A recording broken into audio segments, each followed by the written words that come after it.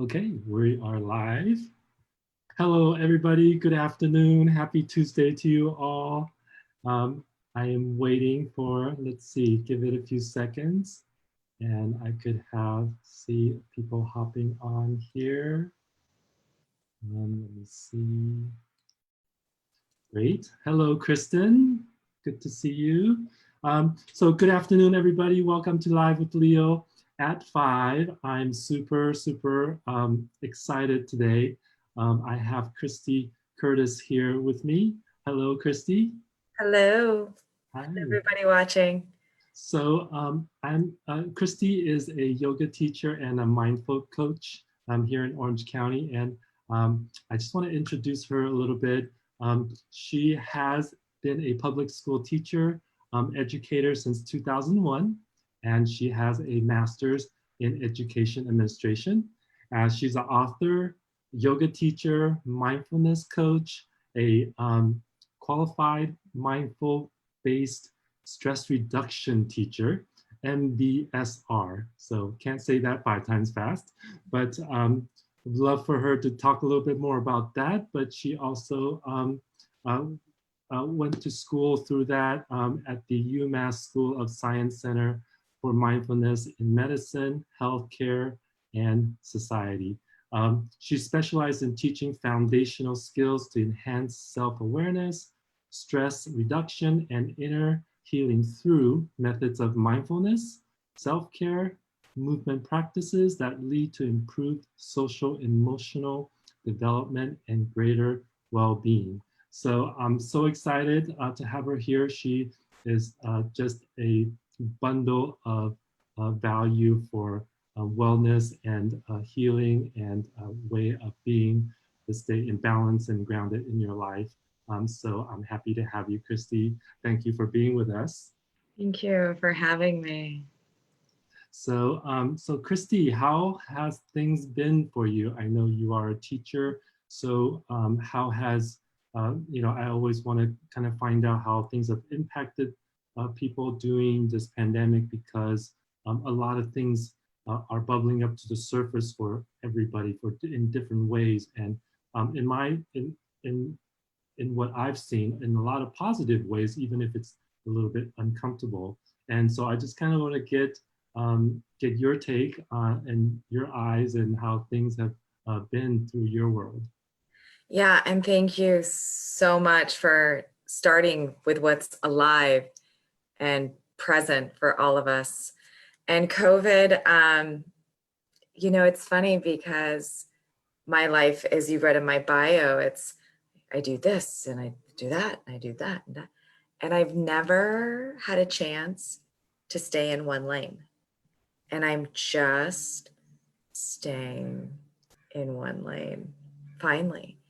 And so it's been a little bit of I'll say it, kind of like a love-hate relationship, but I'm learning more about myself and the world, and now more than ever. So I live alone. I'm not married. I don't have kids. And so it's one of those situations where even though I'm quiet here, sometimes up here is so loud. I don't know if that has been for anybody else. But most importantly, it's been an opportunity for me to just really embrace this newfound time and giving myself those days of being, sad or angry or frustrated or kind of even moments of just, yeah, this is okay. So it's been a roller coaster. Yeah, I'm so glad you brought some of those things up, because what I've noticed for me especially, but I can also see it for other people, is that you just like you said, there's so many things going on in our lives, and we were just going, because that's one thing about living in California, right? There's no limitations because we're not bogged down by weather or hurricanes or anything like that. You're going all the time, and you really have no need to slow down. Nothing is stopping you. If you want to go and snowboard up in the mountain, come back, and have a bike ride, go to workout, and then go to the beach and surf. Like, you do it all.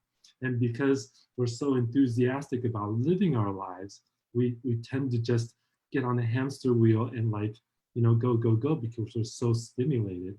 And so I think this has brought a lot of focus, more inward focus, because at least for the very beginning, people had to, like, just really stay home. Now it's a little bit more open. People are getting used to it. They're getting out and exercising, because initially they didn't even know if that was okay. And they didn't even know if they didn't know what to do, because normally they would be working. Normally they had things planned. But when they were stuck at home, it even takes a little bit of thinking, like, well, I always wanted to go hiking, but can I do that? So it took a little while. And I think now people are, out more in a more safe way than initially. I think that first weekend or two, people were just rushing to the beach because they didn't have a job to go to.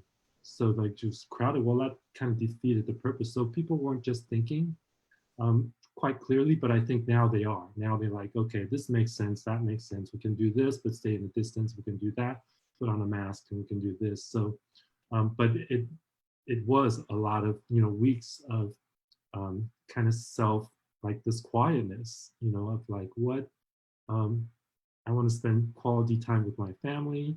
What should that look like? Do we play? Do we read? Do we just hang out together? Do we play games? What does that look like? And so through that, you get to learn a lot about yourself, about each other. And I'm super grateful, because I really felt like people were getting out of touch more and more, so and now I'm able to talk with a lot of people, and they're reflecting to me like, oh, I picked up painting, I'm cooking and baking again. I'm a hairdresser, but now I'm sewing masks, you know. So I just, I'm not even doing it, and I'm super excited for them, because I see so much beauty in the creativity and all that kind of stuff, and I'm just, really loving it. Although I'm super busy at working, and because I never really stopped, but I'm spending some of my mind just enjoying that journey with my friends, with my family, and what they're going through. So, yeah. It's So, wonderful. yeah. So tell us what you've been doing, and how the um, obviously the education part of it is different. And actually, have not talked to many teachers, so I don't know how they're going through things. So maybe you can touch on that a little bit, and then just some thoughts from you. Absolutely, I'd love to. And and hearing you say, as I'm an educator, and reflecting on what you just said, was we get to learn, and learning can bring so much joy and open up these pockets of creativity that we're like, I didn't know I had. And but it's how we choose to look at the situation. And as an educator, it's been stressful. I'm going to be very honest. We are regulated beings. We get to truly live and die by a bell on telling us when we get to go to the bathroom and when we get to eat lunch. And not all jobs have to do that, and have a little bit more flexibility.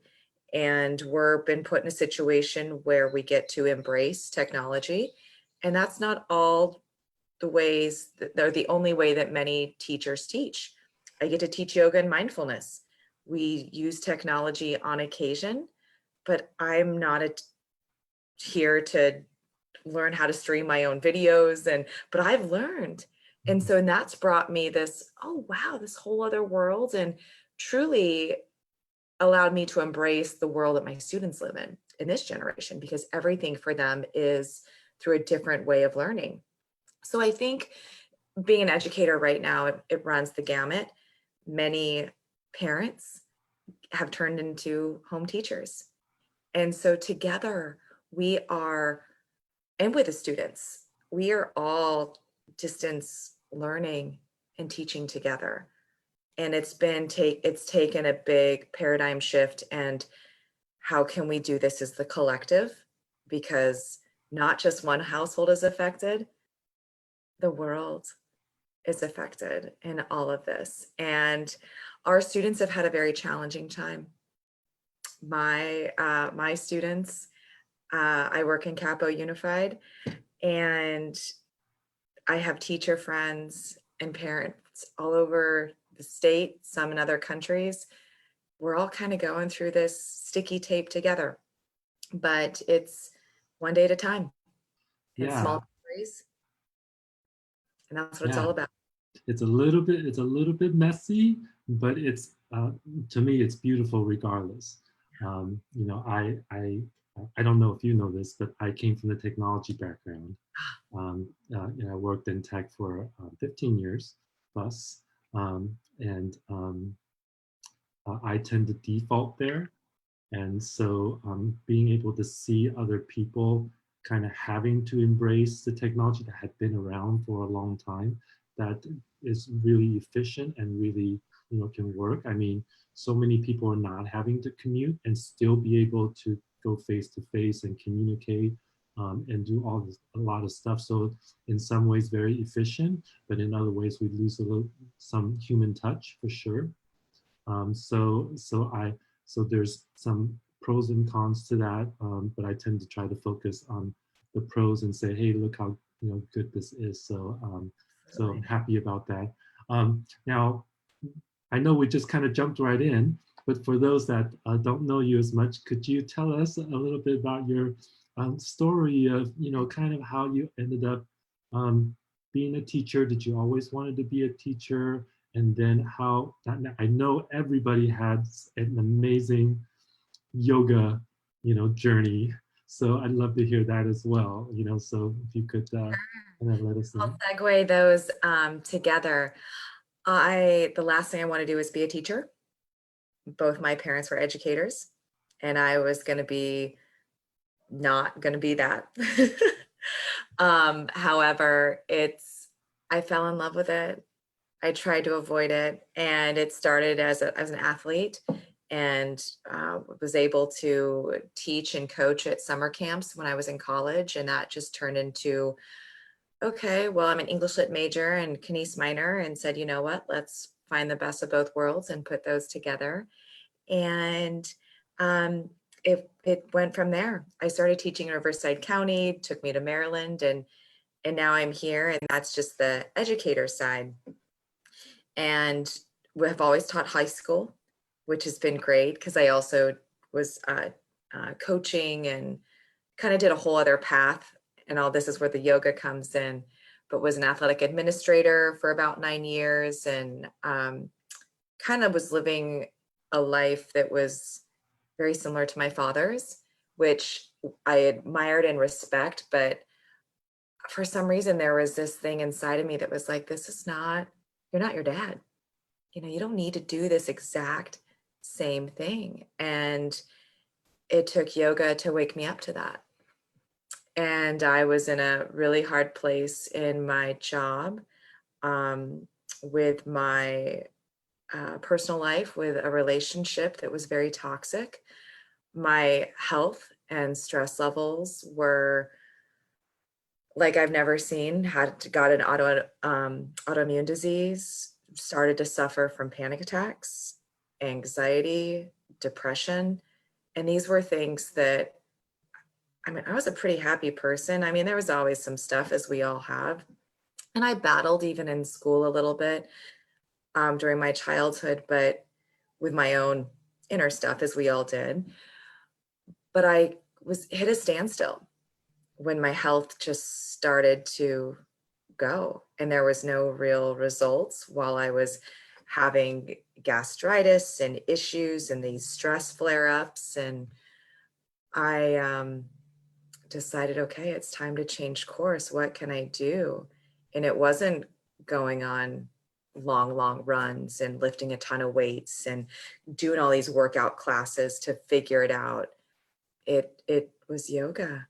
And I was like, let's give this a go. And a studio opened up right down the street from my apartment. And I fell in love with it. The moment I started crying in a pose, I was like, what is going on? Well, there's more to this. What is all these memories flooding? And then I was hooked.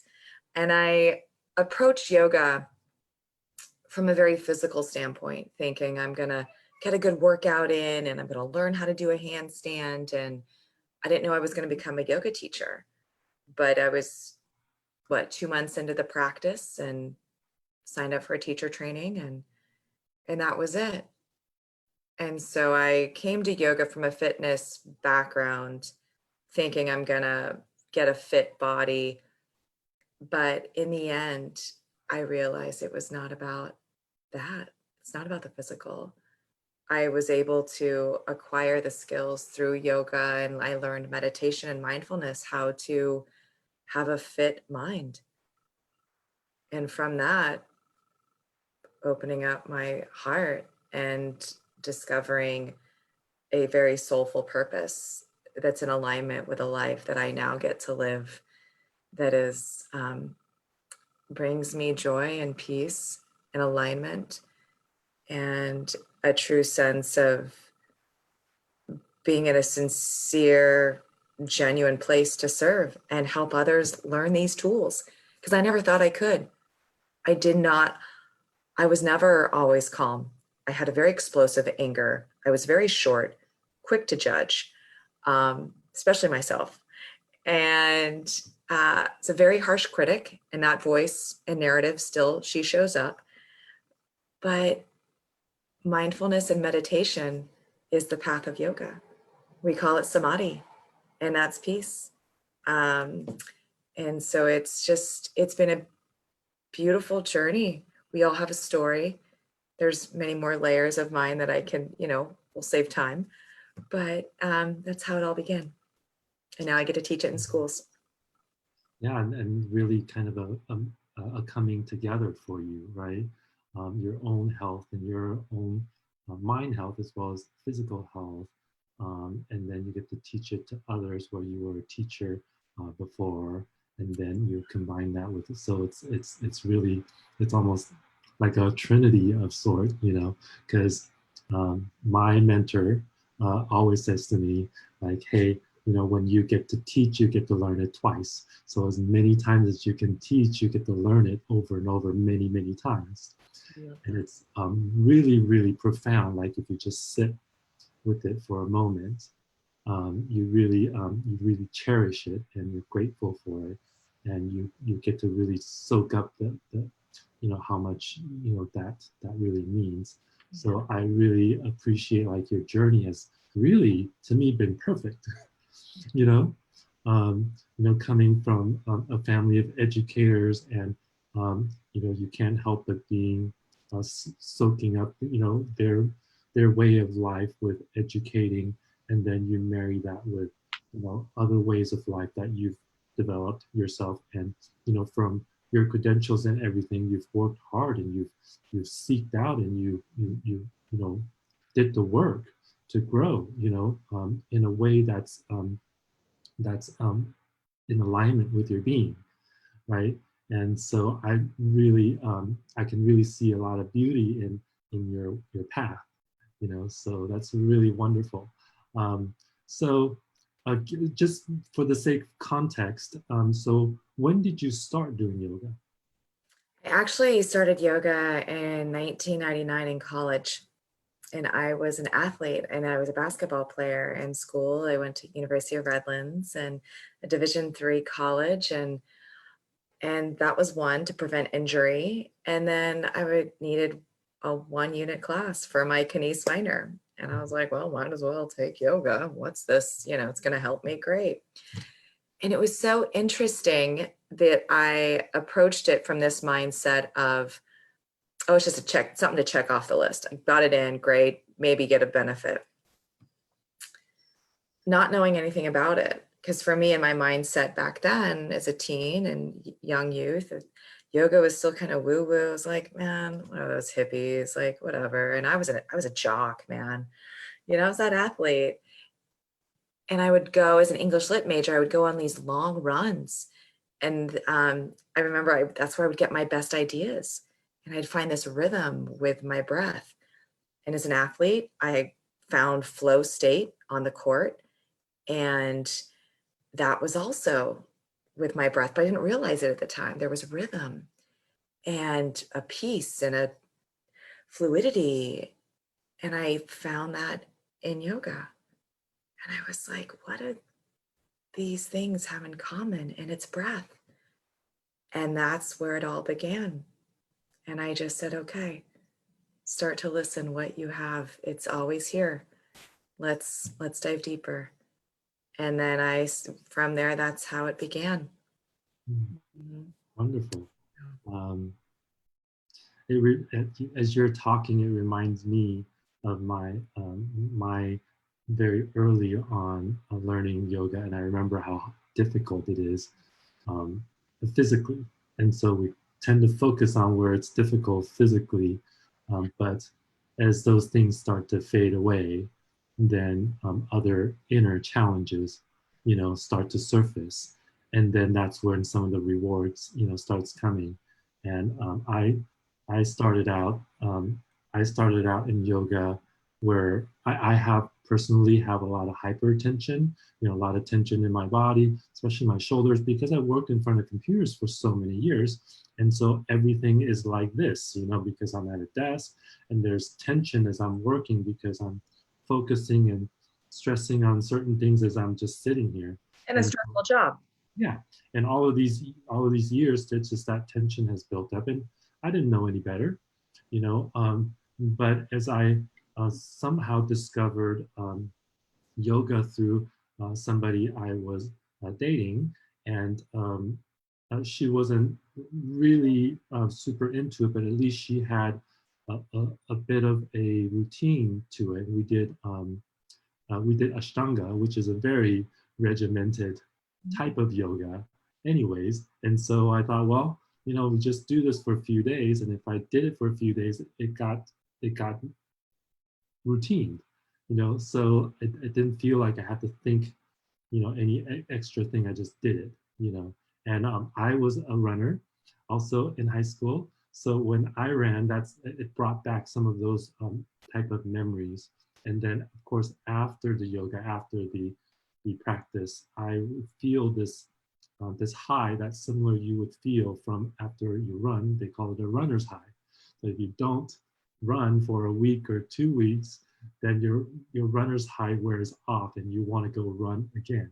So I experienced that same kind of thing. And so it was really great, because as we get older, it's really hard to run. It's hard on our joints. And so this is something that I felt was good. And I could feel this internal release, because I had so much tension, in my body. And so over the years, it's just become a regular thing that I need to do as a bringing back, to the balance and things like that. So I fully agree, with what you're saying. And the breath, what I've discovered, especially over the last just a year, is that the two most important things in your body is your breath and your heartbeat.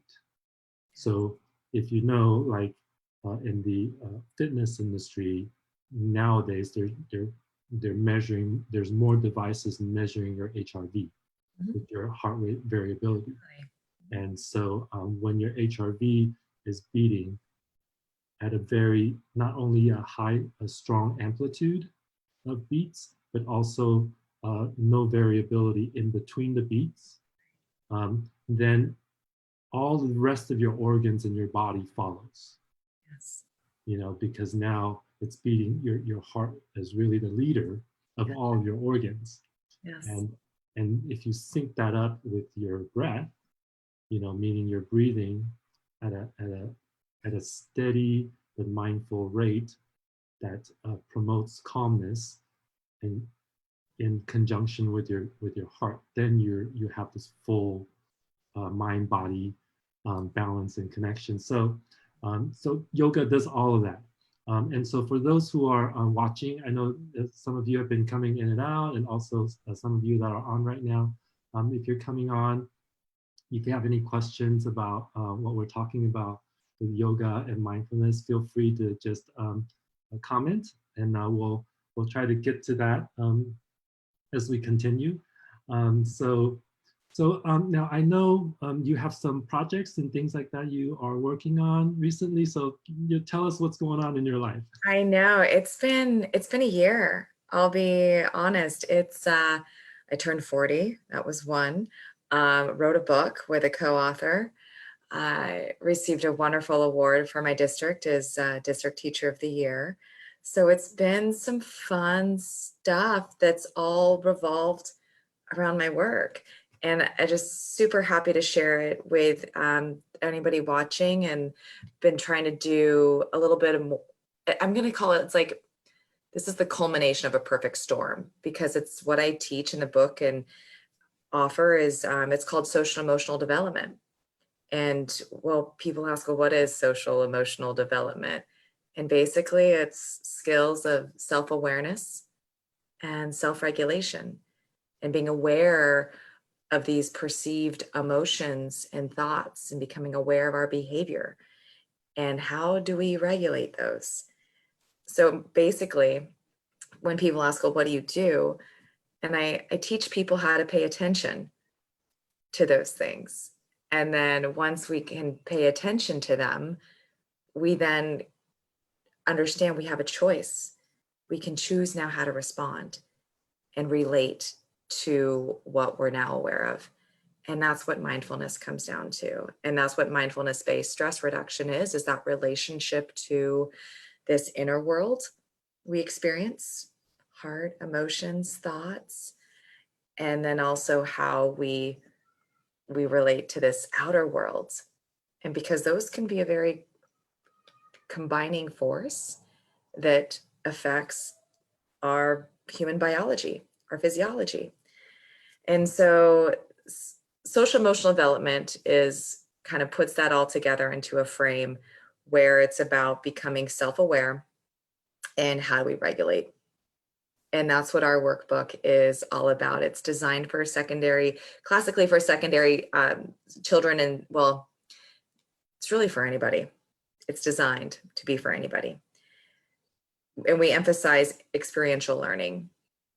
You do by processing. This is, if a parent, it's designed for a teacher and a child to do together.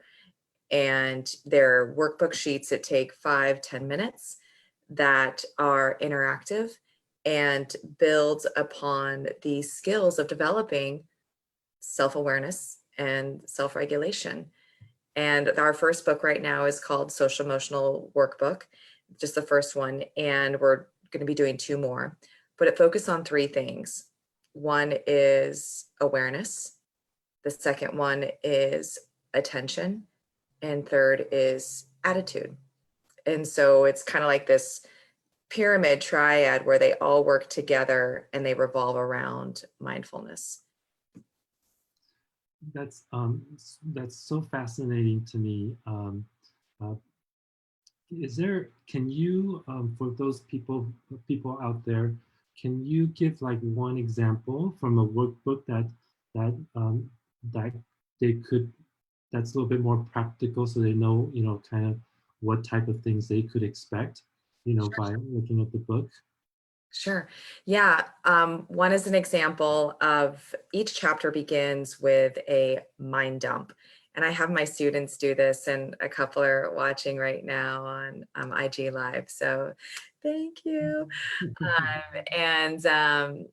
One is that we call it like a mind jar. And this is an activity that opens up each individual chapter. So for awareness, just becoming aware of our thoughts. We have over 70,000 thoughts a day. That's a lot to keep track of. I don't know about you, but I'm not aware of all of those. Sometimes I try to act and respond to a lot of those. And I give my students an example of our mind as a glitter jar. And if you look at it's in my garage actually. But if you have, you know what? I'm going to go grab it. Can I do a lesson for everybody? We're doing this. Yeah, that would be awesome. We're in the moment. We're in the moment. I'll be right back. I think it's in my yoga room. Wow, you guys in for a treat. She's going to get her workbook, and she's going to show you how she does what she does with the mindfulness and focus and bringing your attention to your mind. So hello, Ellie. Hello, Evelyn. Glad you guys can join us. It's here. All All right. right. So here we have it. What do you see here, Leo? I see glitter. Okay. Where is the glitter? It's floating at the top. Okay. Do you also see it somewhere else? I see it at the bottom. Okay, but what's in between? Water. Yeah. And is it clear water or muddled water? Looks clear, pretty clear to me. Okay. So this jar is our mind for now. All of these thoughts are the glitter. Interesting. So when our mind is clear and our thoughts are settled, are you able to see or can you see clearly through the jar? Absolutely. Absolutely. Absolutely. This is how our mind works, because when these thoughts are stirred, how clear can you see through that water? Not at all. Welcome to our life. This is what's happening all of the time. But then just watch what happens when we stop the shake. We allow ourselves to settle. And our thoughts. Hold it up slightly higher. There you go.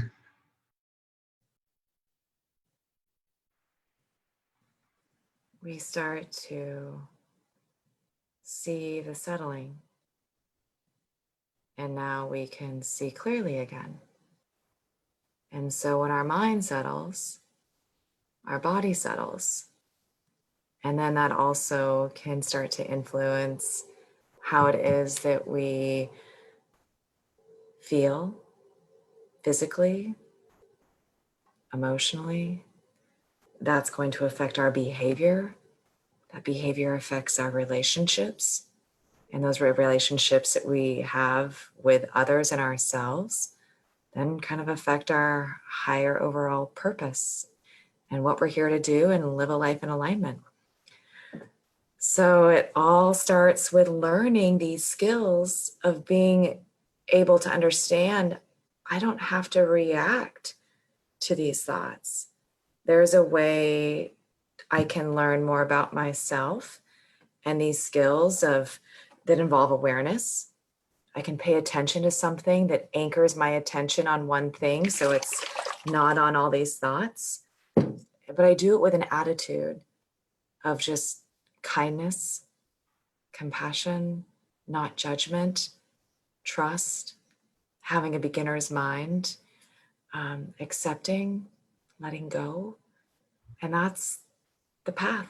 That's kind of the process that I get to teach high school students and educators how to do, because it takes time. It's a muscle, and it's like going to the gym. You know, what's the benefit of me having better HRV? You know, it's going to let me have a longer lifespan, a healthier life. And mindfulness is the same way. If we don't exercise this innate ability that we're born with, that it atrophies. And so this is a skill that when we exercise it in little increments, if I'm going to go squat, I'm not going to go slap on, 300 pounds on each side. I'll break my back, but if I start with just the bar, maybe I just start with noticing just a breath today. Am I breathing? All right, that was my small victory. Okay, well, that felt kind of nice. Maybe I'm going to breathe for a couple breaths. Maybe breath isn't my thing. Maybe I'm going to go take it outside and be in nature. Or maybe I'm going to do it when I'm cooking and doing something I love. Or maybe I'm actually just going to sit and watch my children play and feel and really, or pet my dog and really be connected to petting and listening. So, or sound, music. So I geek out on this stuff. So I could, take up hours of time, but I know we don't have that. So overall, everybody gets a glitter jar. I think I have something on my IG and even on YouTube that teaches people how to do it. Simple. So that's Well, I think forever I'm going to think of the jar. whenever whenever I got something just spinning in my mind, like, oh, what does a jar look like right now in my mind? You know, so I think it's an extremely useful. Um, uh, I don't want to say prop, but image, that we can all remember because we forget. We don't have something to relate it to. We can't really look into our own minds, so we don't have something related to. So that's really a good kind of analogy of what it could do, because right. really that's what it is. It's a settling. Right. And when you're just running and running and running and you're not going in circles or in different ways, all those glitter is just, swirling all over the place. Right. We always hear people, and especially I do with people in business and that are getting business coaching and all that kind of stuff. You know what the number one thing they talk about? They talk about clarity. I don't have clarity. I don't know what to do. I have these things happening and this happening. How do I get to the next level? I don't know what. I can't see clearly, I you know. know? And that's like the number one question that people ask. And I think if you can start, from your inner being and be able to settle yourself, I don't think you'd be talking about that. I don't think you'd be like, hey, I don't know what to do, because you know what to do. There's inner intelligence already, built in, and you know what feels good, and I'm most aware of these days what thoughts Mhm. make me feel good, what thoughts don't. Right. And so I deliberately have to think the thoughts that I want to think. Now, if I choose to think a thought that doesn't feel good, at least it's my choice, Mhm. and there's no right or wrong. It's really just choices. And so, but I choose, if I have a goal to be somewhere or feel a certain way or be able to perform or be able to Right. focus, I want to think the type of thoughts that's going to give me those results or give me those type of feelings that I'm seeking. Yeah. So I think uh, what you just said, the mind dump, that's exactly what it is. Like, you don't know what's in there until you write it down. Yeah. People think they can keep track of their thoughts in their heads, right? This is not where you organize your thoughts. What a crazy responsibility and expectation we put on ourselves. Yeah. So, and to have the connection, and this is where we also talk about in the book is the brain science. My co-author is a biology teacher, and we talk about the importance of the brain, and my students know how, the prefrontal cortex, large and in charge, and there's a reason, because this is our hub, and the teen brain, this is still developing. And when we operate through the lower brain, the limbic system, that's our survival. And we operate in that place and impulsively, and we want the reward. But there's different parts of the brain. And thank goodness science can help us learn this. And it's proven research that there is a connectivity factor when we can slow down. And in our workbook, just simple as writing down thoughts.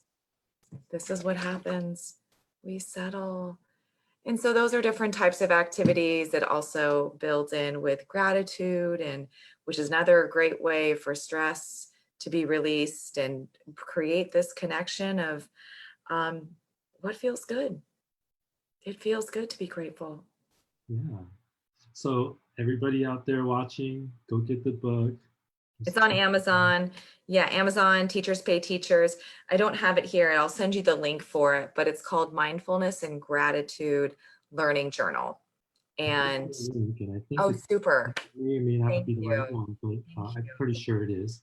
It's the Super. one that you gave me previously. So Yeah. people have a chance to click on it, but Good. the value of it's invaluable. This is where I feel our current generation right now, and I don't mean generation like you're younger or older. I just mean that at this moment in time where we've come to is this transformational um, uh, era that we're in, where we have limitless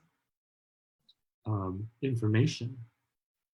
And where it used to be lack of information, where information was power because it was a lack of it. So if you were in the know of something, then you had power to be able to do certain things that would above and beyond everybody else.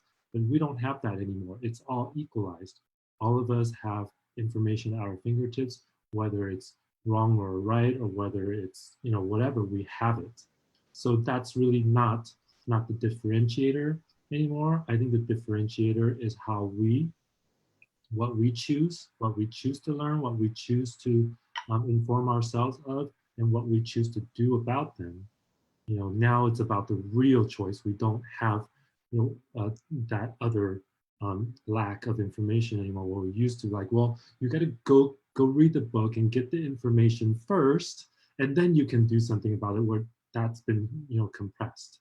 You know, we can at a drop of a hat, you know, get some answers about how things were done, what research was done, so that you can formulate, you know, what facts and things are, and then make decisions very quickly. Where in the old days, it might take you years before you can move to the next step once you get the information. So I think the differentiator now for everybody is exactly what you're talking about. Everything comes from your choices and decisions, and how will you be mindful enough to make the right decisions for you, rather than just, you know, haphazardly, you know, making unconscious, you know, decisions. So I think that's super important. I think the more people that learn that, the better off we are for ourselves, but then also for society. We didn't have chance. Nobody taught these things when we were kids, you Right. know, and I so wish I would have known. yeah, and there's so many things like that, right? About so many things that we talked about regarding being conscious, making choices, marrying the mind, body, organs, type of things. But we don't have any excuse now. We know that those are facts. I agree. And I just think it just comes down to experiential learning. Everything is an experience. Life is a science experiment. We don't know what each moment's going to bring. We never have known. And COVID has presented it firsthand to us. We get to now again choose to have this experience. And the one thing we can't control, there's uncertainty. We don't know what's going to happen. But when we are aware of what's going on with us, we can make those choices. That's the one thing we can control. We can control what we choose. Yeah, and we tend to forget that. So we always need people around us to remind us, and that way we can have you know, a more purposeful life every day. So okay, Well, well, thank you. I know. yeah, it was so great to talk with you. You're very inspirational with all the work you've done, and I can't wait for you to release more books and share Yeah, with us more stuff, and come back on another absolutely. time. Yeah. So as per tradition, we always ask if you have a quote that you like to share with everyone, and so take it away. Yes. I am a tea drinker. Um, and everything, well, it's decaf. I'm a decaf caffeine person. Used to be a caffeine fiend, but you know, these tea bags sometimes often have little quotes. And this is by an unknown author, so it's my tea bag quote, but it's the difference between a weed and a flower is judgment. And it takes some deeper thought. People are like, what? But if you stop and think about it, some may look at a weed and be like, oh, this is super ugly. They also may go through their life looking like that. And some people may look and actually a weed and see there are some blossoms. So I think with that, it just reminds us to not judge ourselves, not judge the experience, not judge other people. Truly a way to evoke a little bit more compassion. Yeah, I love that. more compassion we can have in the world, the better. Yeah. And Christy, you are definitely a flower in my book. And I appreciate you. Thank you for Thank you coming for the on. opportunity. And thank you all for joining For us. watching. Thank you for watching. And if you have any comments, feel free to put it down. And we'll tag, so we'll definitely come circle back around to you. We appreciate you all for being here. As always, I am here Monday through Friday on at 5 o'clock. And so I have more guests coming up to you tomorrow and the rest of the week. So I will see you guys tomorrow. Hi, Veronica. Bye, Veronica. Hi, you guys. Thank you so much for watching. Thank you. See you soon.